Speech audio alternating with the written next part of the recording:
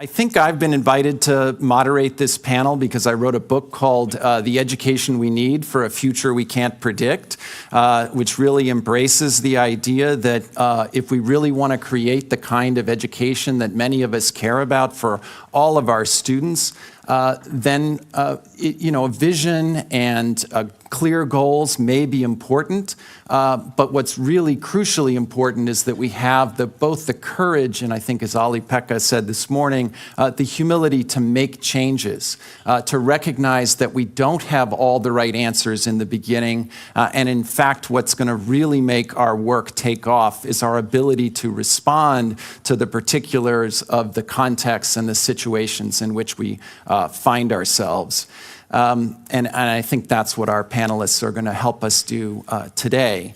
But a definition is always good, and we heard from Lauren this morning, and Denise echoed again the definition of the messy middle, but sometimes a picture can be even more powerful than words, and I think this cartoon, for me, if you can see it, captures a little bit of the messy middle, where someone standing in front of the chalkboard says, "Good work, but I think we need just a little more work right here," right? And that's the black box of the messy middle that we're often afraid to talk about. We're often concerned, we don't want to tell our funders about it, that in fact we don't know exactly what we're doing perhaps, but that in fact unless we admit that we don't know entirely what we're doing and embrace those challenges, we actually aren't going to achieve the results that we care about. But in that sense, you are the miracles, right? Because you're the ones working in those black boxes and making and creating the results that we care about. And that's why today, I think when I was talking to, Lassi was talking to me about this panel, he described it as a kind of family meeting. This is a place where we can tell those stories that we might not tell other people. This is where we can talk about those challenges together. And that's why I want to start and invite our panelists to just talk briefly about where they and their organization might be in the journey of developing and scaling an innovation, but then to tell us about a particular change they might have had to make or a challenge that they encountered and that they had to respond to. And I wanted to start with George, who will talk about the work that he's doing in Brazil. Olá, tudo bem? Eu me chamo Geor L, sou professor graduado em História, mestre em Literatura e dos criadores da Sapientia. A gente já atua em 2 estados brasileiros e nosso plano é atingir o país inteiro. Hello everyone, I'm Geor L. I have a degree in History, I'm master in Literature, and one of the creators of Sapientia. We operate in 2 Brazilian states and we are working to expand for the entire country. Em se tratando do messy middle, podemos dizer que o ecossistema da educação brasileira é permeado por estruturas e modelos resistentes a inovações e afetou diretamente a implementação da Sapientia. When we talk about the mass middle, we can say the ecosystem of the Brazilian education is in the context of structures and models resistant to innovations and that affect directly the implementation of Sapientia. Esse ecossistema não pode ser compreendido sem o entendimento da construção da história do Brasil, né? Do processo violento de colonização, a massificação do ensino público implementado durante a ditadura militar, visualizamos resquícios ainda nos dias atuais. This ecosystem cannot be comprehended without the understanding of the construction of it in the history of Brazilian education. From the violent process of colonization, the massification of the public education implemented during the dictatorial times in Brazil, we still see the consequences nowadays. Criar, desenvolver e implementar uma inovação no Brasil requer esforços e metas que vão muito além de entrar no mercado. Diante do cenário da pandemia do Covid-19, por exemplo, a educação brasileira passou por um governo de extrema-direita, negacionista, que não realizou nenhum plano de ação voltado para a educação. Creating, developing, and implementing innovation in Brazil require efforts and goals that goes way beyond just going to the market. Facing the scenario of the COVID-19 pandemic, for example, the Brazilian education has passed through a right-side government that denied every single science and then didn't realize any plan towards education. As consequências disso resultam no aumento da defasagem da aprendizagem, além da falta de reconhecimento da importância da educação por parte dos alunos, que não conseguem enxergar na aprendizagem uma utilidade social. O meio bagunçado no Brasil hoje se encontra em um dos seus estados mais complexos. As consequences, we have the increase of inequalities in learning and also the lack of recognition of the importance of education by the students that cannot see the importance of learning as a social utility. This mass middle in Brazil that are today is one of the most complex status from always. Com a Sapeduca, focamos em superar tais desafios, focando em valorizar a aprendizagem através da quebra de hierarquia e protagonismo do estudante por meio de atividades gamificadas. Nesse ponto, encontramos ainda a resistência dos professores. As Sapieduca, we focus on surpass such challenge by focusing on the valorization of learning through the break of hierarchy and giving protagonism to the student through gamified activities. And in that sense, we still find resistance by the teachers. A Sapeduca nasceu de nós, professores, atuantes em sala de aula, que sentiu as dores diárias de um sistema disfuncional. Enquanto promotores dessa mudança, mantemos como valor nossa permanência em sala de aula como professores, a fim de continuar próximo dos problemas reais para criar soluções reais. Sapieduca was born by us and through us, active teachers that used to feel the daily pain in this dysfunctional system. While promoters of this change, we still keep as a value our maintenance inside the class as active teachers and a way to stay close to the real problems to find real solutions. E é através da distribuição gratuita da plataforma que promovemos a democratização dessa mudança que temos trabalhado tanto para acontecer.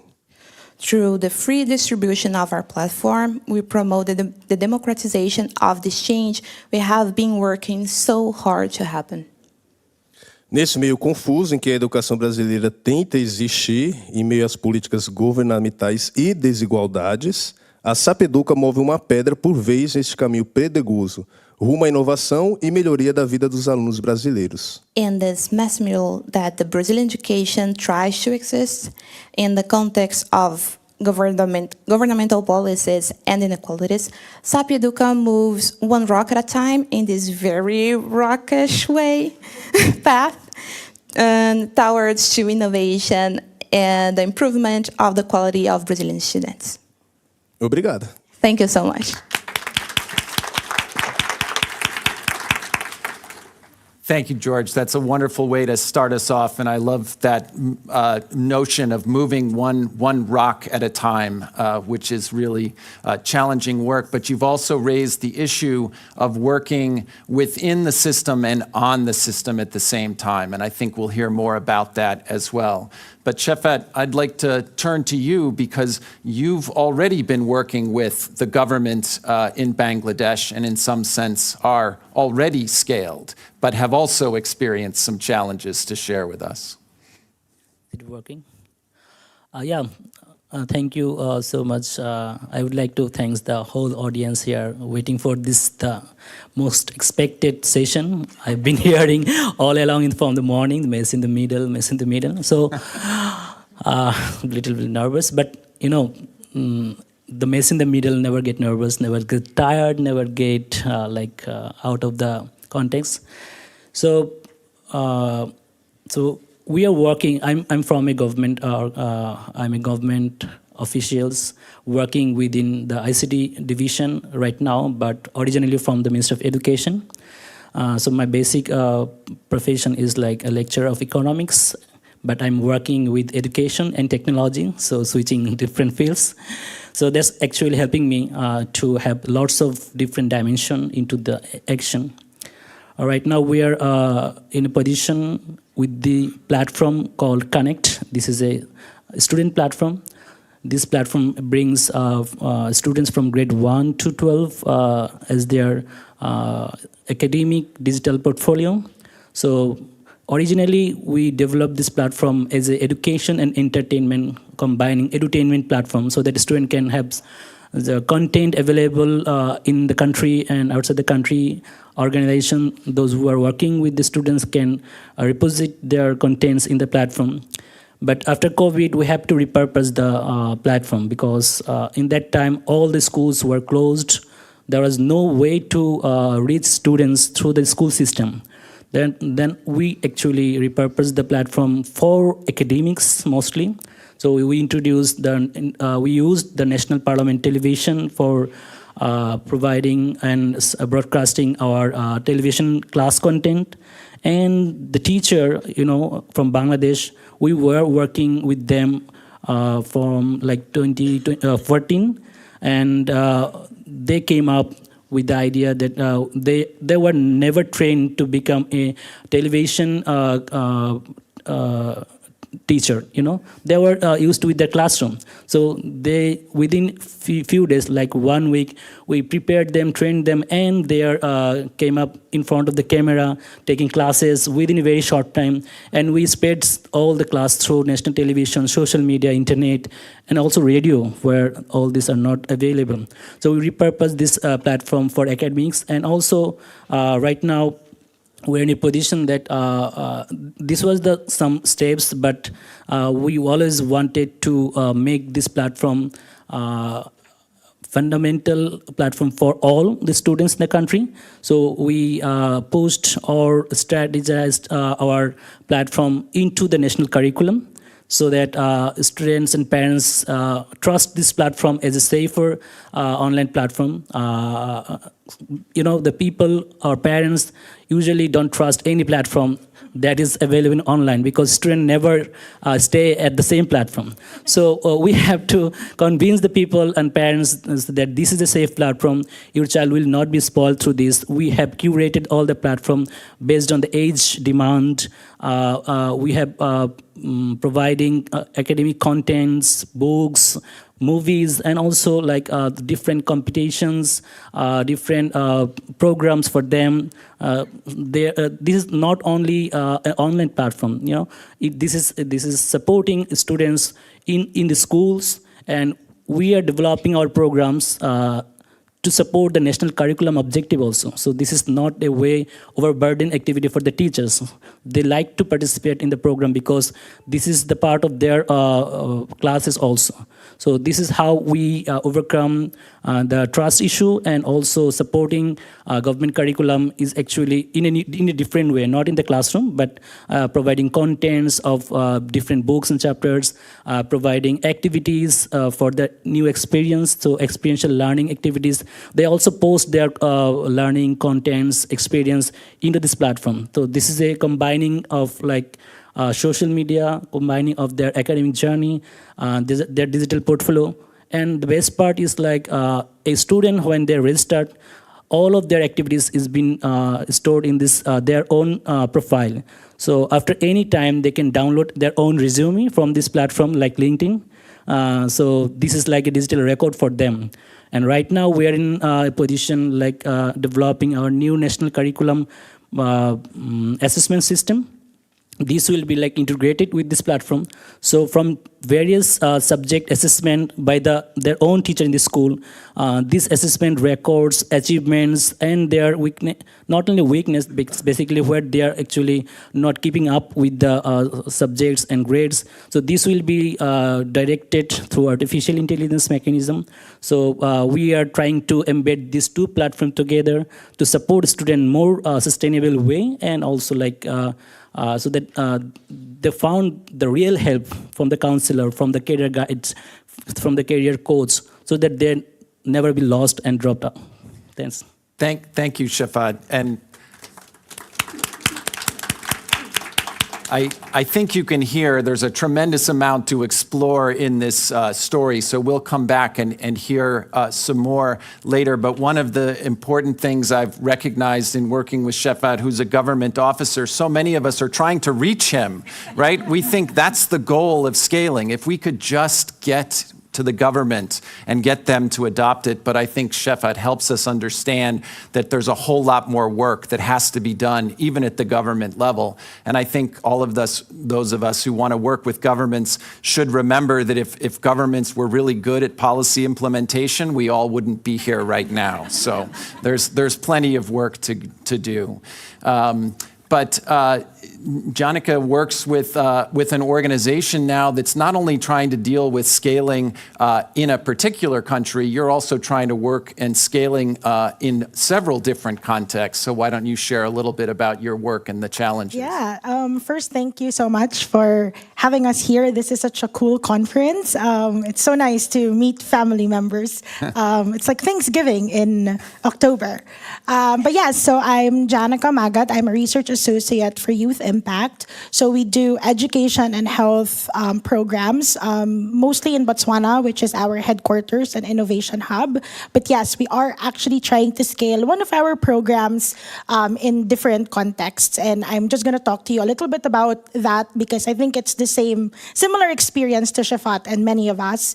So during, Youth Impact's education program was adopting teaching at the right level in Botswana. So we do direct delivery where we have our own facilitators implementing the program, but we've also partnered with government. We are in most of the regions in Botswana right now, so government teachers also deliver TARL for us. But COVID happened, so we have this great teaching model.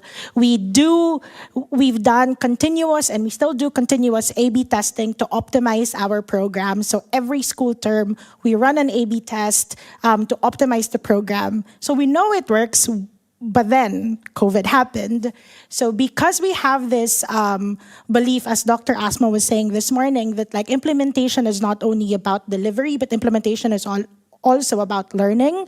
So we have this very strong focus on research and having these systems in place. So we were actually able to collect 10,000 phone numbers or X amount of phone numbers. Do not quote me on that. This was prior my time. But yes, we were able to collect X amount of phone numbers 2 days before the entire school system in Botswana closed. And because we know the targeted instruction works, we just needed to find a way to deliver it. And based on data, we find that about 80% of people in developing countries tend to have mobile phones. So we adapted this TARL concept into a new principle, which is our phone-based mobile tutoring, where we do one-on-one phone tutoring bi-weekly for kids in grades 3 to 5. And that was the very first, one of the very first studies that came out on education during COVID. So because we were able to show that this type of phone-based one-on-one tutoring works, we found we've generated a lot of interest, and we can talk a little bit more about how we cultivate and decide which places to partner with. We were actually able to do an RCT in 5 other different countries, including the Philippines, Kenya, Nepal, etc. So that was like, we were able to test and show that our program works across contexts. And now we're trying to scale it in the Philippines, which is one of our better results because it's a really big crisis. There's a learning crisis. I'm from the Philippines. So we found in our pilot only 3% of students can do division in grades 3 and 4. So the government is very keen to partner. But one of the challenges of really scaling, right, is trying to navigate differences in government transition. So we've had some experience on that. But really what we are learning is the importance, and as the Messy Middle paper has emphasized, it's really understanding who the stakeholders are and what levels, and in what levels. And so we've really been very, very intentional about not only looking for top partners or even lower partners. We also target the middle. So we are very, very keen on finding champions in all of the levels. And yeah, so that's kind of like one of the challenges that we are facing right now, but we're very excited, is really trying to figure out how to enable our champions to co-create or co-design the programs with us and lead them forward. Yeah. Thank you, Janica, and that reminds me of the conversation we just had in the previous session in the small group that I was sitting in, talking about how do we work and make sure that we're elevating and reaching teachers and responding to their concerns. And one of the conclusions we came to is that you have to meet teachers where they are and meet people where they are. But Janica is reminding us that we have to meet everyone where they are, those who are in the classroom, those who are in the government, those who are in communities. And part of the challenge is we want to meet everyone where they are, but everyone is not in the same place, right? And so trying to understand that and how that plays out in a particular context is a really crucial issue. But now I want to invite Romana, who is with the Jacobs Foundation, who is supporting and working with a number of organizations who are trying to bring together some of this work and support some of this work on scaling in many different contexts. Romana? Hello, everyone, and thank you. So yes, as you heard, you might have been wondering before, how do I fit into the picture? I hope it's not just because we are one of the 100 supporters, but it is because we do work really with a number of organizations along the different stages of their scaling journey. And I think from there we do see a lot of things. A lot of them have been mentioned. But maybe before I go into that and answer a bit like what we really see and how we try to support partners, I would just say a bit about the Jacobs Foundation for those of you who are not familiar. It is a philanthropic foundation based in Switzerland, and our vision is really that every child has the evidence-based learning opportunities to thrive. Sounds great, very difficult in practice. How we do that is we really try to create bridges between evidence generation and then how that then goes to practice and policy. So I'm very proud to say that we have a lot of our partners here in the room. We just heard in the previous session from Salex, which we are also supporting. So very happy to talk about the foundation later on, but now coming back to the challenges. It is very difficult to scale. The two things that we are trying to help our partners with is really to keep this learning mindset. We heard about it before, but it is really the key. And then to engage with others early on. So let me say a little bit more about those two. So when I went to a meditation retreat a few years ago, the first thing like we were kind of meditating on is that the only constant in life is change. And that is really true. And for those of you who have scaled innovations, you know that a lot of changes included in that. And we see that when we work with partners, it is not only when you scale to hire more people. You really have to rethink a lot of things which you have done before, and that can be very difficult. So it includes a lot of tough choices to make. And sometimes it is important to really get also external help with that, because you know that the innovation is working, but suddenly you have to think about things like cost effectiveness. You can have an amazing innovation, but if it costs too much, in the end, how it will be sustainable? So I think that is really important to go just beyond the innovation. And how do you do that? Well, one of the key things is really to engage with others. We heard about it earlier, but it is really crucial. And I don't mean only to talk to the champions, right? Not only to the teachers who will be the next ones to implement it, to scale it to the next level. But what we've seen and what we really try to also support our partners with is to create spaces where you hear from everyone who you want to engage later on in the journey. Maybe the skeptics as well. But in the beginning, it's just to understand their perspectives. How can you learn from that? What are they seeing as problematic? Why are they afraid of change? Or what do they see the innovation is lacking? So I do think it's important to engage them early on. And we see that innovations, organizations such as Youth Impact is really great at that. They keep their partners along their journey. They share the data. They learn together with the partners. And I think, because I come from philanthropic organizations, what is also important to say that we also play a role, and we also need to learn and change the way we are doing that. We are trying to ourselves, Jacobs Foundation, have this learning mindset. It's also not easy, but we are trying to really change a bit the way we work with our partners. Rather than just check and tick the boxes and have the reports done, have a conversation. What have been your challenges, and help you reflect. Because even if you don't have funding organizations like us, I do think it's so important to take time to reflect. Where are you in the journey? And really then to see how can you get to the next level with others. So that's one thing we are doing. And the other, and I know that's not easy, but definitely something we need to do more of, is be more flexible. I do think things change all the time, and we need to adapt. We need to adapt timelines, maybe even the purpose of the funding. And we are on the journey with you. And yeah, just think that these two are really crucial to keep in mind. Learning mindset and engage with others early on.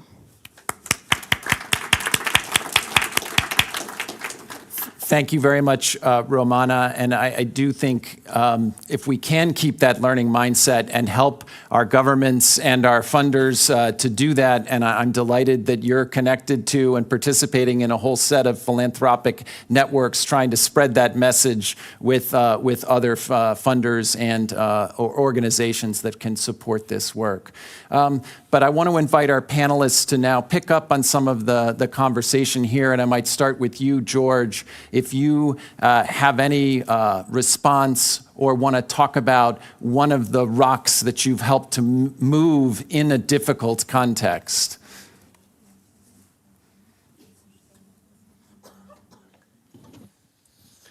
A Sapeduc é uma plataforma de avaliação formativa, e quando a gente fez o primeiro protótipo, foi exatamente que chegou o período da Covid-19. Então, a primeira dificuldade foi a gente imaginar como é que a gente ia conseguir fazer uma avaliação de forma remota. Foi o primeiro passo. Atualmente, a gente está enfrentando uma segunda dificuldade, que é tornar a plataforma offline, porque a realidade da educação no Brasil demanda...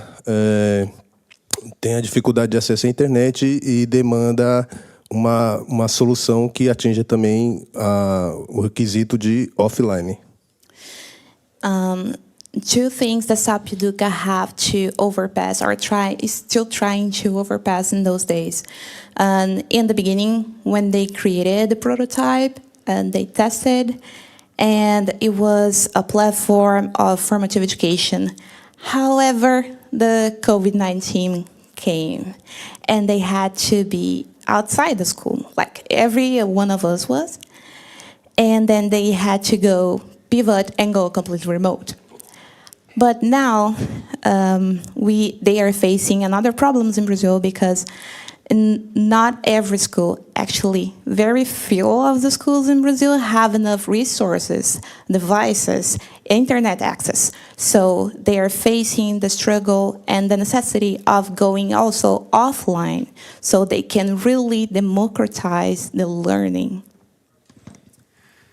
That is a crucial point. We often think if we could just go online, we could reach everybody. And in fact, I think, Shefatul, you experienced that with, so many of us were trying to figure out how to go online with COVID, but that didn't necessarily work for you ultimately.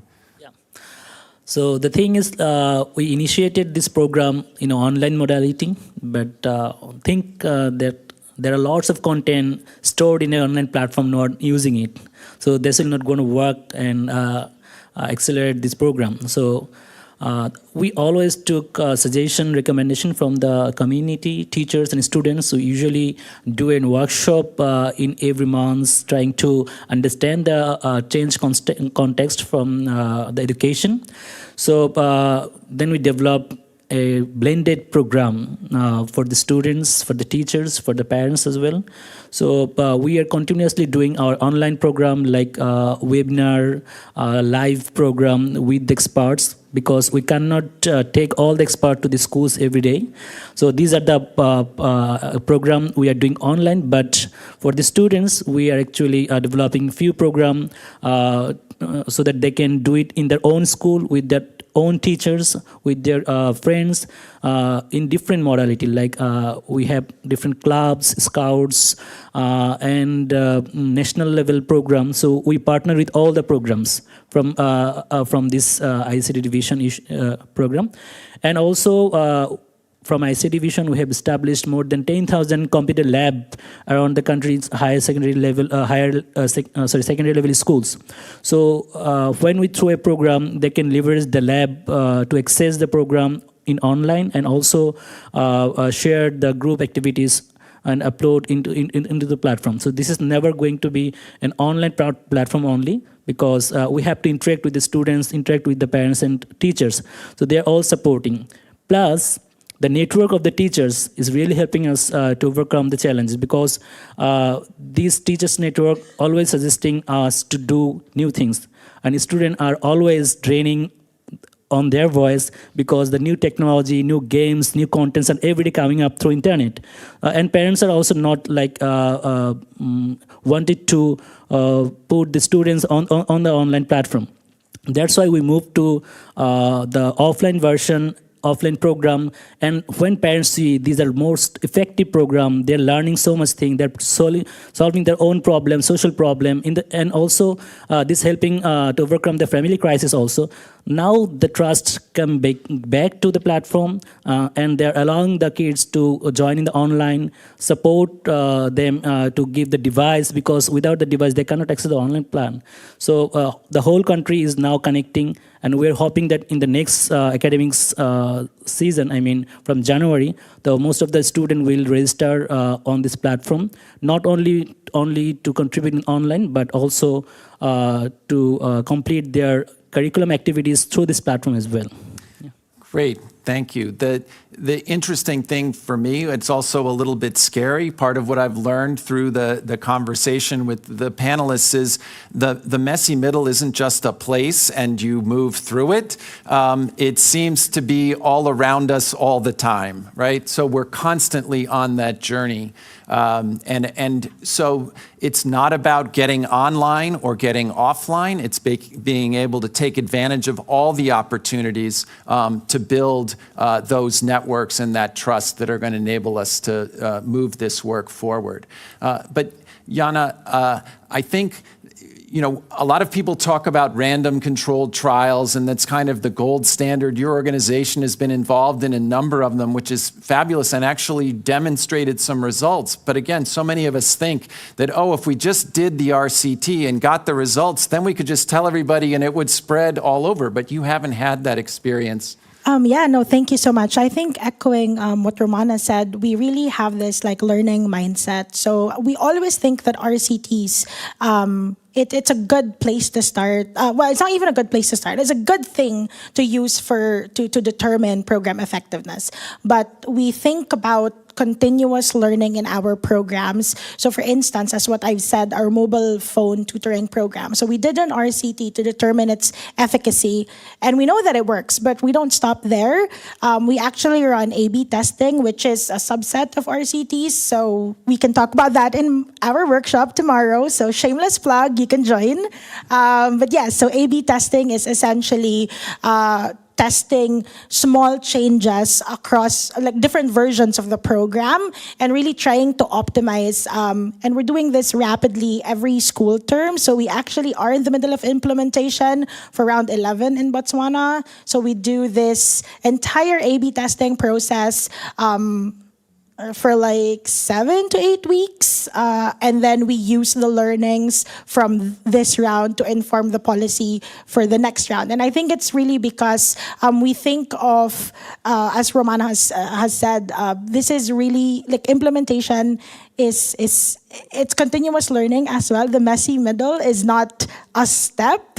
I remember one of our co-founders, Noam Angrist, when we had one meeting, someone asked him, so we already talked to the government, we're going to scale, and then what happens when you exit? And I will never forget, his answer is we don't think of it as, we never think of exit, because program delivery, program optimization, it's always it's always continuous, and that I think is really what we want to start. We want to start a revolution of rapid assessments and rigorous learning at not very high RCT cost. So yeah, happy to work with everyone. We love we love questions, we love potentials for partnerships. So find me, wink wink. Well, Janica has been doing triple duty now, I realize, because you were in the workshop before, and now you're also doing one tomorrow. So, yes, so, thank you. Yeah, shameless plug. We have a workshop tomorrow. Thanks. But Janica, before you were telling us about one of the specific changes that you made in the mobile delivery. Was it with caretakers? What did you find? Oh, yes. So as I've said, this is the great thing about continuous learning. So in the first iteration of the program, it's a 20-minute phone call every week. And then we're like, okay, if we do that and then we hire X amount of teachers and facilitators, we may not be able to reach as many. So why don't we test a version of the program where it's bi-weekly, but now 40 minutes? And we find that it's the results are very similar. The improvements are the impact is very similar. So we move to this bi-weekly. And then we're like, okay, how do we further improve? So now one of the iterations of our program is to include caregivers. So we actively ask parents or caregivers to lead the second half of the tutorial, and we actually find that version of the program doubled our impact. So it's really this continuous learning, testing very small changes that work really well for us, because otherwise you lose the opportunity to get that impact because we just kind of stop, right? And kind of okay, we're done. We know it works, and then kind of just roll with it. So we really like this learning mindset. That's really the core of our organization. But that's such a powerful example, doubling your impact with a relatively small change. It's what I call a micro-innovation, and it's part of those small steps that I think we all have to participate in that can really help to move us forward. But Romana, do you want to make some connections with the other panelists? Yeah, no, I just wanted to say that this was a very powerful example, because how we think about it at the foundation, who is really focusing on evidence, is that everyone is at the evidence journey, right? So I think everyone should think about it. It shouldn't scare you oh, I cannot do an RCT, so I'm not going to do anything. What we're trying to have is the conversations around where are you at the evidence journey. Maybe you just need to build your capacity about what is evidence, and that is fine, because it's complex. And maybe the last time you did something scientific was back in school, right? So I think also ourselves at the foundation, we are trying to educate ourselves, and it is evolving, right? Because you have to have the right evidence for the right cause. And that's why we are also happy to support different types of evidence generation. It does mean that you do, at some point, need to become more rigorous, right? It is just the reality that at some point, if you do want to work nationwide or across different contexts, they will ask you, is your solution effective? But it doesn't mean you have to start with it. So I just want to encourage everyone to really think about it, and it's fine to start with more simple methods, right? And have those conversations. There are different ways to engage. We do it as a foundation, but there are so many out there. It was just fascinating in the session before. Some people said oh, we didn't know how to do this, so I just walked into a university and tried to talk to researchers. So, there are ways to do that. And I like to think of one quote of Henry Ford about this, who says, whether you think you can or you can't, you are right. And that comes to everything. So I know this room is full of the people who can, with the right attitude. So just try to find the right way and don't get stopped by others. Thank you, Romana. Yes.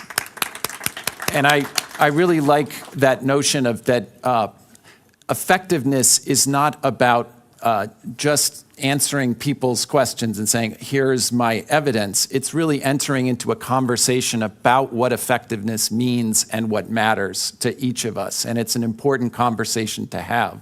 And throughout these examples, I think we've talked about the importance of networks and building relationships and hearing from other people. So we want to take some time, not too much time. Unfortunately, we don't have, we have about 10 minutes, but we want to invite you to share your questions questions or insights from earlier in the conversations, but we would open it up, and following Lauren's good example this morning, maybe we can get one or two people to share just briefly, and then we'll see if the panel can respond. So we're open to hearing your questions. Good. And so, can someone help us with mics? We've got right. All the way to the back.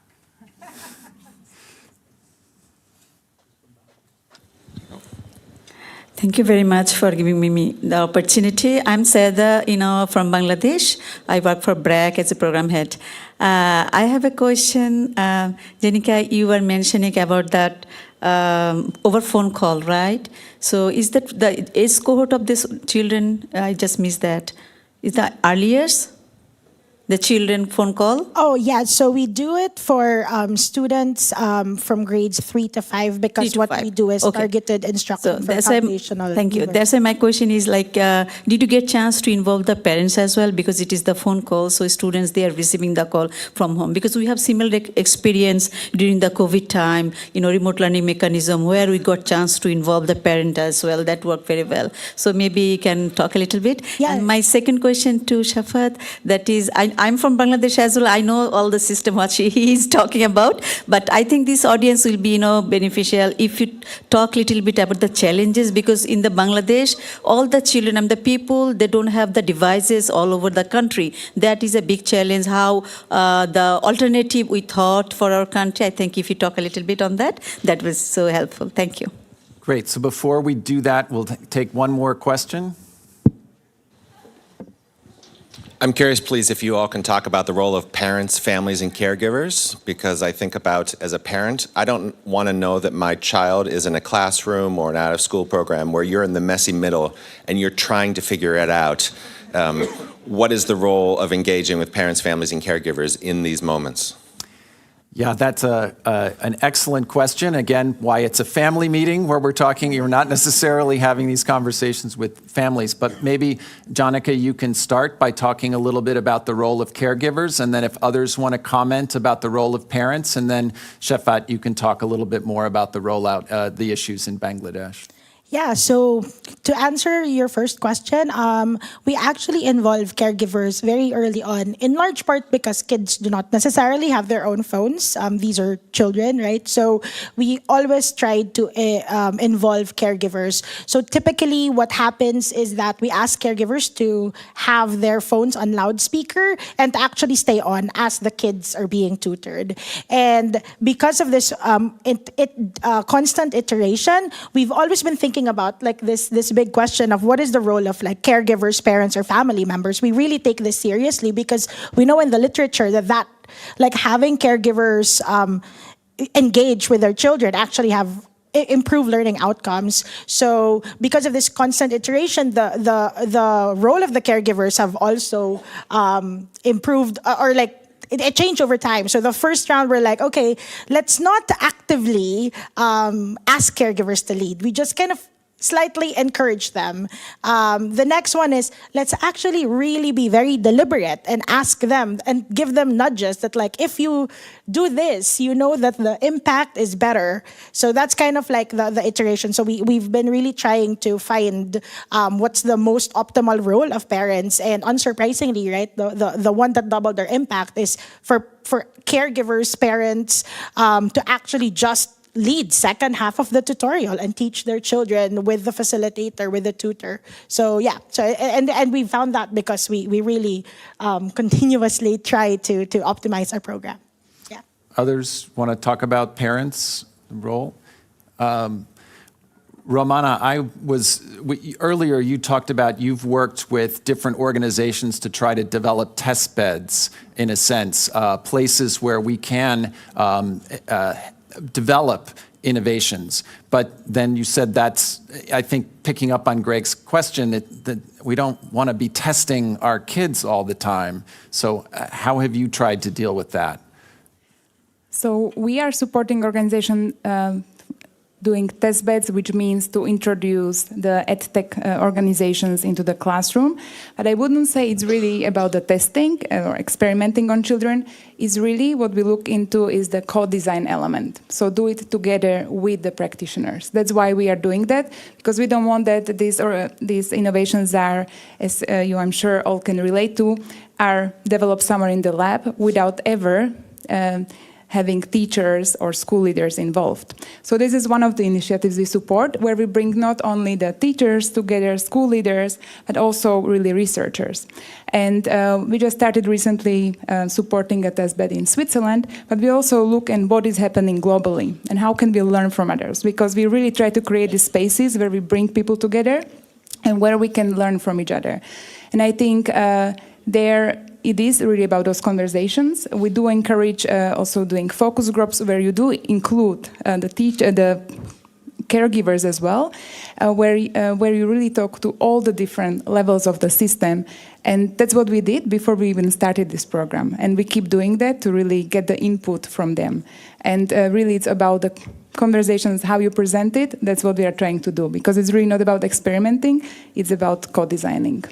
Yeah, I think that's very powerful, and I would respond in a similar way. I think sometimes we really have to be careful of the language, well, always we have to be careful of the language we use, and as a researcher and academic, I think we do have to shift from this notion of testing and piloting, but it really is about starting with working with students, parents, teachers to create an environment in which we can try to make improvements. We're not just messing around in the messy middle. We're actually trying to make the best choices we can at this time. And when we say best choices, those best choices are determined together, not by a person or a government making those decisions.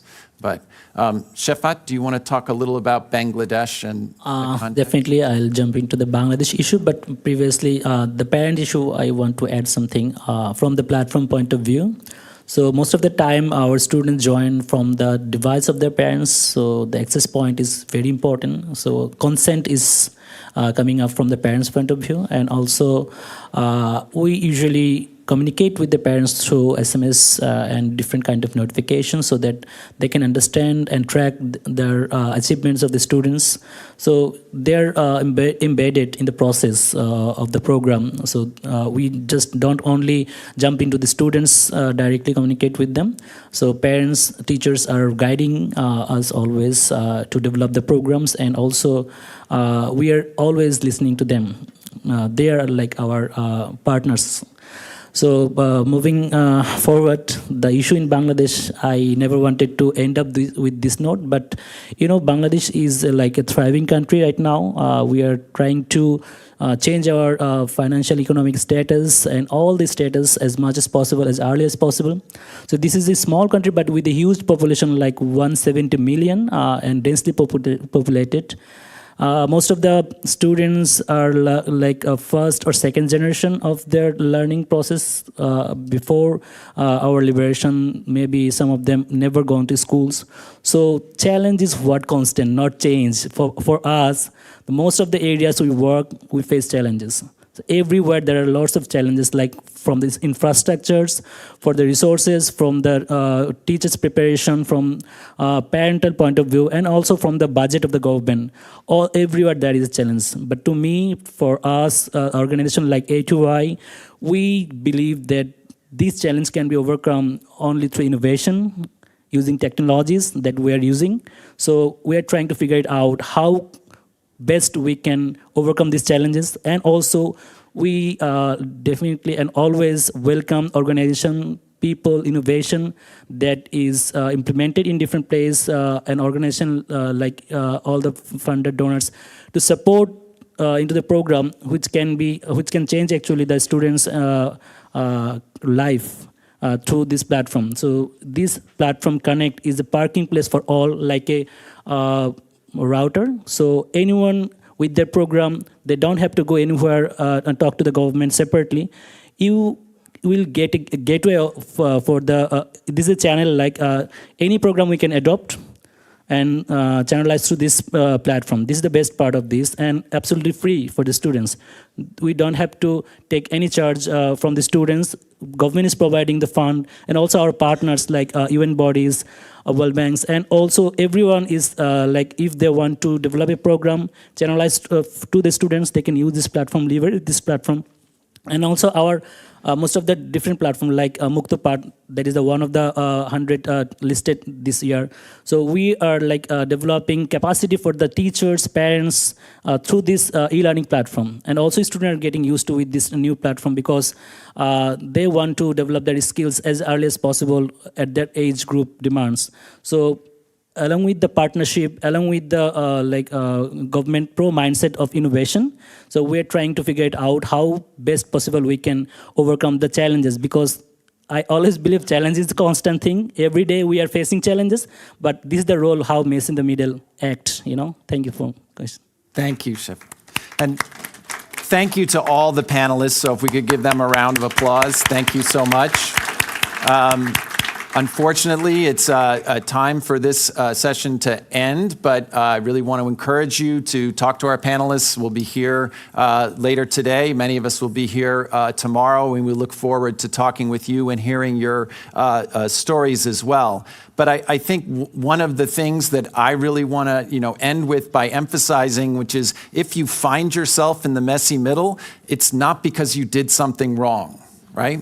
It's because you're doing the work you need to do, right? This is something where the work takes place.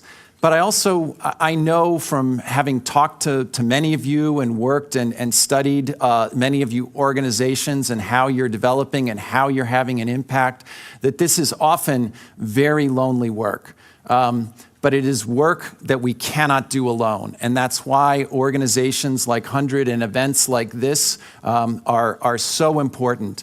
We absolutely need that each individual to move each rock, to make every small step that we can. In my work, I talk about we need each of those micro innovations, and we need to do what we can right now to make a difference. But ultimately, we have to come together and have the collaborative and cross-generational work that's going to go on for 30, 40, 50 years. In the same way that we're trying to address the climate emergency, we need to come together in a cross-generational way that's going to build the support for creating the kind of equitable education for all students that we care about.